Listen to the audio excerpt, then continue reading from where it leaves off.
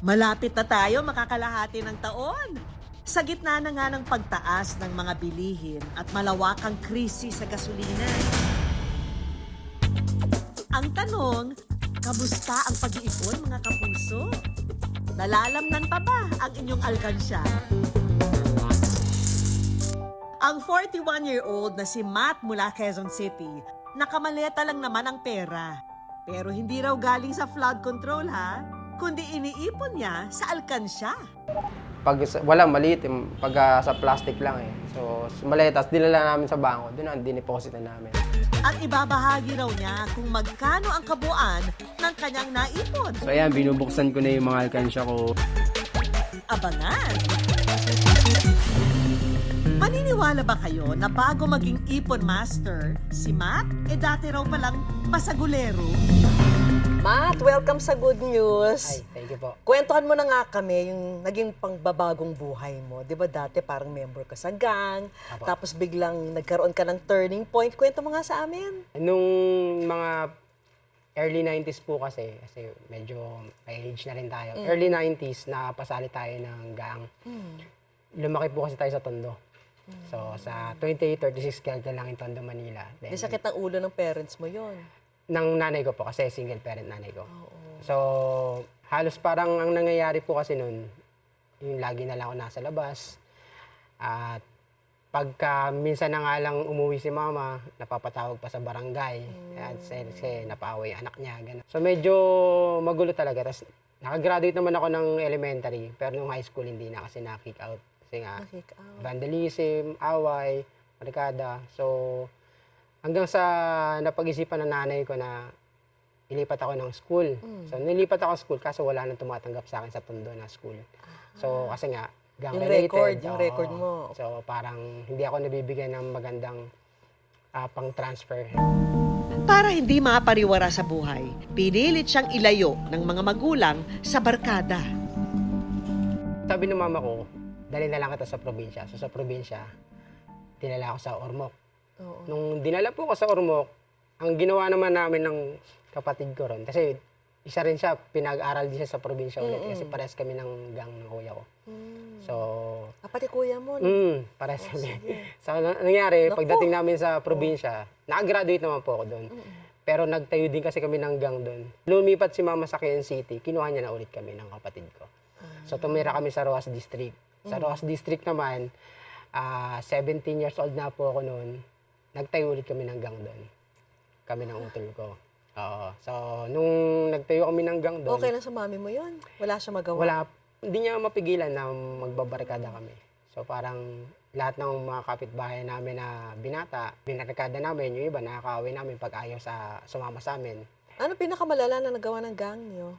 Kadalasan, riot talaga sa school. Nag-aabang kami ng mga estudyante. Tapos, Gugulo. humingi ng pondo. Ganon. Oo. Then, ang pinakamalala po talaga na nangyari sa akin, yung nangulungan ako. 17 years old po ako noon. Kasi nangyari na ito, merong motor na unregistered, tapos parang nakuha lang ng barkada, itinago sa amin, ako nagdala. Tapos, merong event, parang inuman sa isang bahay sa Kamuning, pumunta kami ron, and mayroon akong dalang barel that time. Saan mo nakuha yung baril? Sa barkada lang din po. Kumbaga, ano kasi yun parang pride namin. Meron kaming pang malapitan, meron pang malayuan. Minsan nagdadala kami ng balisong. Nagamit nyo na? Panakot. Pero yung magamit na nagamit, sa kuya ko, nagkaroon kami ng away. Pero hindi naman yun yung pinangsaksak. Ang nangyayari kasi is yung parang pride na pag sisikat ka pag napaaway ka, sikat ka pag takot sa yung mga tao. So yun ang motivasyon mo na Yun yung sumikat dati. ka dahil Oo, doon? parang sumikat sa sagang. Oo. Makilala yung pangalan mo as Di ka pa napagod sa ganyang buhay? dati. Oo. Hindi naman po. Parang parang masaya kasi may barkada ka eh. Tapos, ikaw yung pinagsusumbungan nila pag may problema, may kaaway. From Ross District, nung nakulong ako, tapos na-dismiss naman yun kasi naawa sa akin yung judge. Kasi nga, 17 years old ako, juvenile. Bata pa ako. So, 3 weeks naman po ako nakulong nun. Nung hinihiring naman, yung mga nakahuli na mga police, parang napakiusapan na lang din na wag na ituloy yung demanda. Kasi sila nakahuli sa akin. So, nangyari, i-probation, tapos inano ko ng mga DSWD. Every week, pupunta yung DSWD sa bahay namin sa Rojas, parang twice or thrice a week. Minomonitor Binibisita ka. kami. Kasi kung hindi raw ako inaalagaan ng nanay ko, binabantayan, kukunin daw nila ako. So, ginawa na nanay ko. So, syempre, parang 2 months na, ganun ang ginagawa. Natakot nanay ko. Lumipat kami ngayon sa Laguna. Bumalik si Matt sa pag-aaral at kumuha ng vocational course na computer technician. Nung nagkaroon ako ng girlfriend, nakilala ko lang din to sa bilyaran. Tumino naman ako kahit pa paano. So, naging good influence itong girlfriend sa'yo? May ganung point, pinagbabago niya ako ng damit. Kasi dati, loose yung damit ko, talagang hip-hop na akong hip-hop eh. Baga, Bakit kami minahal nitong babaeng ito? Anong nakita niya sa'yo? ano nakita niya sa akin? Hindi ko alam eh, wala naman akong pera eh. Tapos, wala ako lahat eh. Baga, eto, may kaya tong babaeng to eh. Taga Miriam College siya nag-aaral eh. Di mo naisip kung ano kayang nakita niya sa akin? Hindi ko rin alam eh. Pero Hanggang ngayon. ang sabi lang nila, yun, parang may dating. Kasi syempre, sa barkada mo, parang ikaw yung angat. Kasi parang ikaw yung Parang leader, bad boy. Oo, ganun. Yun nga, nung nag-meet kami, tapos sa tandang sora na kami nito, buntis ko siya. Ang nooy buntis na kasintahan ang nagmulat sa mga mata ni Matt na magsimula magbago. Nung nagkaroon ako ng anak, doon ko na naramdaman yung pressure. Hanggang sa dumating ang araw na hindi niya inaasahan, ang bata sa sinapupunan nalaglag.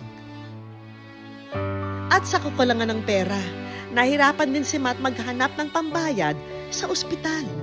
Na-pressure na ako nung miscarriage kasi isipin mo, nasa ospital po kami, wala akong mahinga ng tulong. Baga, yung pinasok ko, wala na akong ambag sa bahay, dagdag consumption pa, parang gano'n. Wala kayong pambayad. Since may pera naman sila, so sila muna yung sumagot. Tapos, mama ko, nag-abot naman siya, parang, limutan ko magkano inabot niya sa akin, no? Parang mga 4,000 or 5,000 na ata. Pero ang bill kasi nun, medyo malaki-laki rin. Kasi nag-stay siya ng 2 days, 3 days ata sa ospital. Anong napagtanto mo ng mga oras na Ang yun? hirap pala talaga na walang pera, lalo na kung meron ka na responsibilidad. Pangako ni Matt sa sarili, mabiyayaan lang siya ng pagkakataon bumangon. Itutuwid niya ang lahat at sa buhay ay magsusumikap. Hindi rin nagtagal, tila dininig siya ng langit. Almost 1 year, yan. Tapos nabuntis ulit. Itsa-pera muna yung barkada, tigil ko muna yung mga bilyar ko, yung pag-inom-inom ko, talagang titipirin mo. May nagtumulong sa akin na, punta ka sa Raffles Building, dito, pwede dito. Ang income dito, 10,000 per month. Ano to? BPO. Ang naman namin doon, time sharing. So, outbound siya, maghahanap ka ng kliyente, i-offer mo yung vacation. Yun po yung account ng first. So, Nakuha ka doon? nakuha po, training lang siya. Training. Baga ang nangyari, parang allowance lang. Parang ang allowance na nakuha ko noon, nasa 7,000 isang buwan. Tapos, sa 1 month na yon hindi ko na-hit yung quota. So, tinanggal ako. Tinanggal ka rin. Then, yun, yung sumunod no, naghanap ulit ako ng trabaho. Sakto kasi meron kaming barkada ng ex ko na parang team leader siya sa isang company. Ang monthly income namin dito, 12,000 per month. Wow. Anong pakiramdam nung natanggap mo yung sweldo mo? Ang sweldo ko nun every 15-30, parang mga first sweldo ko 5,000 plus. Masaya kasi may pera ka sarili. Tapos, ang lang nun, kasi anong nangyari, Saan mo ginamit yung pera? binibigay kay Nins. Siya talaga nag-handle. Tapos binibigyan lang ako ng allowance. Inientrega mo lahat sa partner mo. So, ano nangyari? Anong naging life-changing para sa'yo? Kailan ka parang nauntog? That time po kasi, nakatira ako sa kanila talaga. Baga, Umaasa ka talaga doon sa 11 years kami kay Papa at Mama niya. So, pati mga anak ko. Nagkaroon ba ng issue yon sa inyong mag-asawa? Or sa inyong Meron po, mag-partner? pero ang kagandahan lang kasi, tanggap naman din nila, papa at mama, yung sitwasyon ko. Alam nila na hindi talaga maganda yung kinakita Alam nila ko. yon. alam Dinisclose nila. mo lahat, yung lahat ng kalokohan mo sa nakaraan. Alam po nila. Alam nila yon. At Tanggap naman nila. sa kabila niyan, tinanggap ka pa rin nila. Yun yung maganda kila papa at kay mama. Si papa, wala kasi akong tatay. So parang si papa na yung naging papa ko na marami akong natutunan sa kanya. Pati kotse niya, nabangga ako, gano'n. Kasi hinayaan niya lang ako mag-drive. So siya talagang kinilala mong tatay. Si Matt, todo kayod para sa pamilya. Nagtrabaho bilang isang call center agent sa loob ng 9 na taon at dito na rin natutong mag-ipon ng paunti-unti. Biglang all of a sudden, ang galing mo na mag-ipon ng pera. Anong sistema mo sa pag-iipon? Actually, yung nangyaring pag-ipon ko, way back 2011 pa to. Ang sistema kasi ng pag-ipon ko before, pag meron akong 5 piso, talagang nilalagay ko sa alkansya. Yun na yung hanggang nakaipon ako ng 6,000 ata sa isang taon. Sa isang alkansya, hindi mo nilagay sa bangko. Hindi po. Basta ano yun yun pa yung mga barya-barya ko before. Barya-barya Tapos, muna sa alkansya. 2011. Then, Gano'ng katagal yon? Sa isang taon, magkano naiipon mo nun? yun yung first ipon ko. Mga 6,000 nung binuksan namin ng December. 1 year yun. Sumubok ng iba't ibang mga pagkakakitaan at naniwala siyang kaya niyang umangat sa buhay. Nagkaroon ng 3 anak si Matt. Bagamat naghiwalay sila ng dating kasintahan, mas nagpursigi siyang magtrabaho para sa pamilya. At ang naisip niya para may perang mahuhugot sa katapusan ng taon, mag-ipon sa alkansya. Nung nagbablog na ako ng mga ipon ko, 2019. Bago magpandemya. Oo.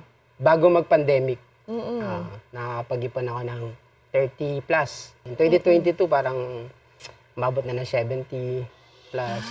Ang dating salat sa pera, unti-unti nang nakakabangon. At hindi lang yan, dahil nakahanap muli si Matt ng babaeng nagpatibok ng puso niya.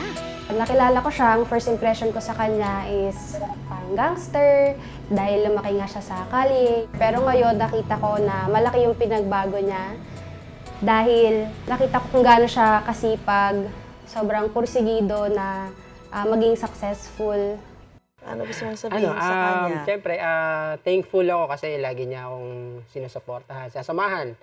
So, kahit sa mga hobbies ko, ang gusto ko lang naman, siyempre, maging masaya kami paglabas ni baby. And at the same time, maging healthy yung family namin. And para sa kanya, I love you, mahal kita. So siyempre, yung sacrifice niya at sacrifice namin, hindi lang naman para sa amin dalawa, para yun sa mga binubuo namin. Kaya ang pag-iipon, ginawa na nga niyang yearly goal. At dahil mas malaki na ang naitatabi ngayon, hinihigitan niya ang kanyang ipon kada taon. So, ito yung 2023 na ipon ko naman, umabot siya ng 78,000. Tapos 2024, lahat ng nakablog na, yung 172,000 na. Nilaan ko yun for gifts sa December. Sa nanay ko, sa kapatid ko, sa asawa niya, sa mga pamangking ko, and syempre sa mga anak ko, sa ibang mga relatives. And then syempre yung the rest, pinapaikot ko. Kaya nagdagdag ako ng sasakyan. Hindi para gamitin, kundi para pagkakitaan. Ang pinaka-goal daw kasi ni Matt, palawigin ang kanyang ipon para sa kinabukasan ng mga anak. At sa huli niyang ipon challenge nitong 2025, ang kabuang halaga ng naipon niya umabot na ng halos 400,000 pesos. Binilang namin, umabot siya ng 386,600 pesos. Patingin nga ng alkansya. Ito siya. Bakit magaan? Puro buo po ito. Actually, hindi mo na. Papel. Yung papel, puro papel. Hindi siya barya. Dati ho, barya ang ipon ko. So sabi ko, kung nakakapag-ipon ako ng barya sa isang taon, tapos ganito nakalaki, what if gawin kong buo? Pero Matt, nakakatakot kung mawala Baka yan, dapat ilagay mo sa bangko. After naman, every December nilalagay ko sa bank. Patingin. Kasi pag sa bangko, lagi ko nakikita, ay, may pera pa ako, okay lang, baka. Natitempt ka na makikita akong gastusin. bilhin, di ba? Parang ganun. Ito to, alam mo ba kung anong laman ito? Magkano? Yung umabot pa po ng 80, 70, 100 din, di po. Wow, ito talaga? Mga ganun. Pa? Okay ah. Kasi pag napuno po yan, nasa 120,000. Pag siksik na siksik dito. Pagka may pattern po kasi siya, pag sinundan tong pattern, automatic yan, makakabuo ka ng 107,000. Pero ang ginagawa ko kasi, wala akong 20 pesos dyan. Ang nilalagay ko, 150, 500, tapos sometimes 1,000. Pagka hindi po ako nakapaglagay ngayon ng, let's say, di ako nakapaglagay ng pera this day, kinabukasan, either maglagay ako ng doble at triple. Talaga? This year kaya, magkano kaya ang mahihit mo? Ang goal ko, lumagpas ako ng na kalahati. Samantala, sa gitna ng mataas na presyo ng bilihin at gasolina, narito ang ilang tips para makatipid at kahit pa konti-konti ay makapag-ipon pa rin. Bawasan ang gastos para sa mga hindi mahalagang bagay. Sa halip ay pagtuunan ng pansin ang pag-iimpok para sa emergency fund. Maghanap ng mga bilihing may discount at kung may gamit na nasira, ikonsidera ang pagpapaayos muna rito o pagbili ng second hand. Kung may mga binabayarang bills at utang, i-prioritize ang may matataas na interest para lumuwag ang cash flow. Ngayong mataas ang halaga ng krudo, bawasan ang paggamit ng sasakyan kapag aalis ng bahay. Maaring gumamit ng public transport o maglakad kung malapit lang. Kung nakasasakyan, maiging magsabay na ng ibang gagawin o kaya'y mag-carpooling. Huwag itodo ang apak sa gasolina. Alisin ang mga nagpapabigat na gamit sa sasakyan at tiyaking nasa kondisyon ang mga gulong nito. Paano yun? Di ba may car business ka rin? Apektado ka ba dito sa price increase ng Opo, mga halos lahat gas? naman po ata eh. Oo Apektado. nga. Kasi siyempre, unang-una, ang hirap ng inquiries. Kasi Oo. ibang tao, kaysa gumala, bahay na lang. Kasi nga, mahal ang, Oo. di ba? So ramdam mo yung pagkatumal ng car rental business mo. Oo. Anong ginagawa mo para at least Ano, bumawi? nagme-message isa-isa na. Tapos at the same time, ginagawa ko, naghahanap naman ako ng mga Airbnb.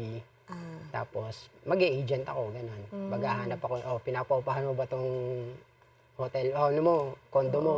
Hanapan ka ng kliyente. Ganun. Tapos, kukommission ka na lang. Sige nga, anong tips mo para sa mga nanonood at inspired sila sa kwento mo? Actually, ang nakakatawa, nung nag-trending ako, sobrang dami ng nag-ask sa akin in regards sa paano ka nakakapag-ipon.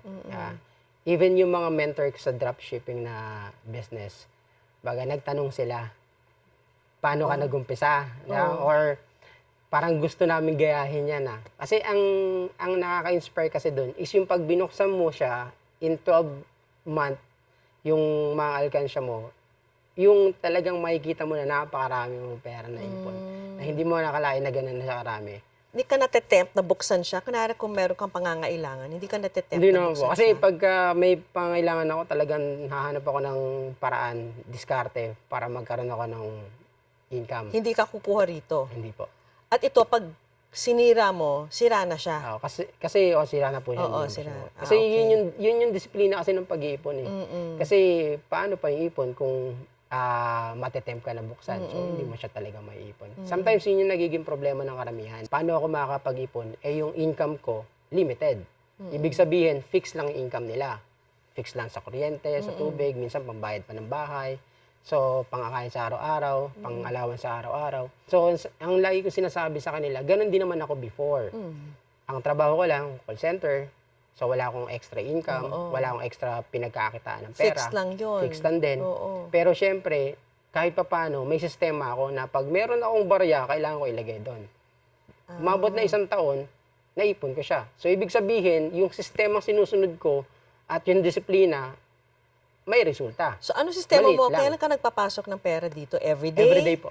Everyday. Na Pag- dapat at least 100 pesos. At least, kasi everyday, pagka galing ako sa labas, for example, may racket ako, may ginawa akong pagkakakitaan. Automatic, pag meron akong 500 and below, lalagay ko dyan. The rest, sa bangko. At saan mo tinatago to? Hindi po makikita ng kahit sino. Siyempre, di mo pwedeng sabihin, di ba?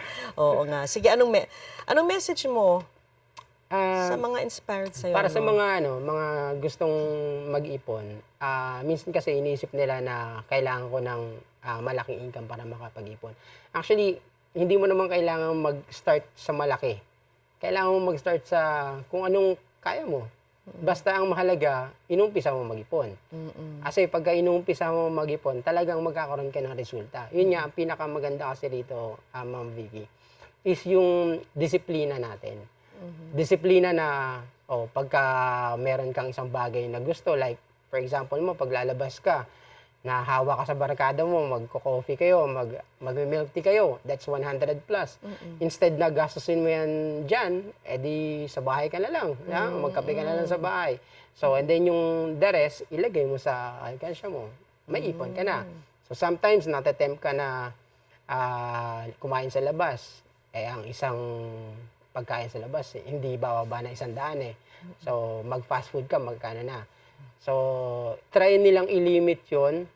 Tapos lahat ng matitipid nila doon, yun yung i-save nila. Then, maipon nila yun or i-count nila yun in 12 months, malaking bagay yun. And kung sinasabi nila na fixed lang income nila, hindi sila makapag-start mag-ipon. Kasi nga, yung lahat ng kinikita nila, ginagastan din nila. So, meron mga iba't ibang klaseng opportunity. May social media tayo, may Facebook tayo, Instagram. So, meron tayong TikTok. So, kailangan talaga natin maghanap ng opportunity na madagdagan yung kita natin. So, ganun po talaga. Diba? Kasi kung alam nating limited yung income natin, so gagawa tayo ng paraan para magkaroon ng unlimited na income. Para mag-expand. Opo. Oo. Kasi para maisahan na iba. nasa tao po talaga yan eh. Oo nga. Kasi oo nga. ako, hindi ko po hinayaan na isa lang yung pagkakakitaan ko eh. So, lalo na ngayon, ang mahal ng bilihin. Kasi nga, nagtaas yung gasolina. So, what more, tumagal to ng 6 months. Ang tanong, prepare ba tayo? Oo. O, di ba? From dati, gang leader, ngayon, ikaw na expert sa pag-iipon ng pera. Babalik ka pa ba sa paggagang? Ay, hindi na. Pero ang mga barkada ko before, minsan nakakausap ko pa rin, nakakasama ko. And hindi na katulad nung late 90s. Iba na ngayon eh. Lagi kong sinasabi sa kanila kung paano pumera. Baga, At least nako-convert mo sila, di ba? paano kumita. Good influence ka na ngayon. Apo, ganun po. Maraming Baga, salamat. Yung mga naging experience ko before, experience na lang yun na may natutunan naman to tayo. So, yun yung maganda. Maraming salamat sa iyo, Matt. Ah, Thank thank you you din po. very much. At na-inspire mo yung mga gustong mag-ipon ng pera. Apo. Salamat po. Ang kwento ni Matt, patunay na basta't may determinasyong magbago, kaya mong umasenso. At mas lalo pa itong nagiging makabuluhan kapag ibinabahagi sa pamilya at sa kapwa.